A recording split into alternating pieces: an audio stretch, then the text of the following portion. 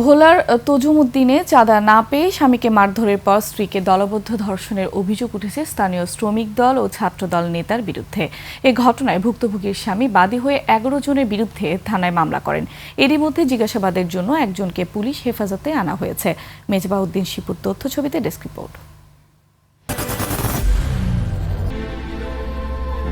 I am Ox. ভোলার তজুমুদ্দিনে পারিবারিক বিরোধের জেরে স্বামী স্ত্রীকে আটকে রেখে নির্যাতন এবং স্ত্রীকে ধর্ষণ করা হয়।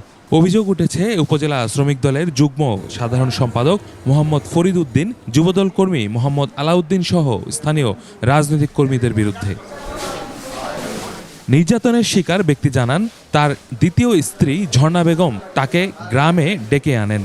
এরপর স্থানীয় ছাত্রদল শ্রমিক দলের নেতাকর্মীরা তাকে মারধর করে 4 লাখ টাকা চাঁদা দাবি করেন। চাঁদা দিতে অস্বীকৃতি জানালে তার প্রথম স্ত্রীকে ফোন করে টাকা আনতে বলেন। পরদিন 10,000 টাকা নিয়ে ঘটনাস্থলে পৌঁছালে 3 জন তার স্ত্রীকে ধর্ষণ করে বলে অভিযোগ করেন।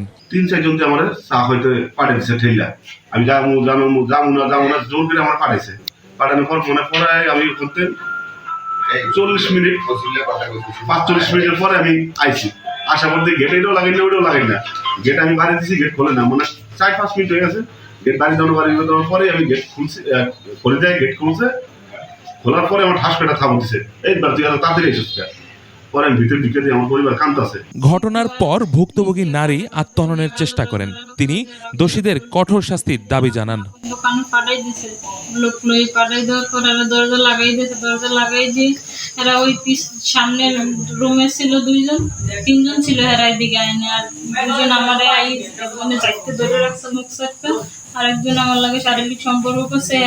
হ্যাঁ আসছিল, আবার হ্যাঁ আমি পাত ধরছি, আমার কথা মানে না। আবার হ্যাঁ উঠতে গেছে, আবার ওই লোকের পাঠাই ওই লোককে আবার যাই ধরছে। এ ঘটনায় ফরিদ উদ্দিন, আলাউদ্দিন সহ আরও কয়েকজনকে অভিযুক্ত করে মামলা হলে জিজ্ঞাসাবাদের জন্য একজনকে আটক করে পুলিশ। তদন্তে অভিযোগ প্রমাণিত হলে কঠোর ব্যবস্থা নেওয়া হবে বলে জানানো হয়। একটা অভিযোগ পাওয়া গেছে, আমরা একটা মামলা রুজু করছি এবং এর সাথে সম্পৃক্ত একজনকে আমরা আটক করছি বাকিগুলোকে ধরার জন্য, এবং ঘটনার প্রকৃত রহস্য উদ্ঘাটনের জন্য আমরা চেষ্টা অব্যাহত আছে। মূল আসামি হচ্ছে আলাউদ্দিন এবং ফরিদ।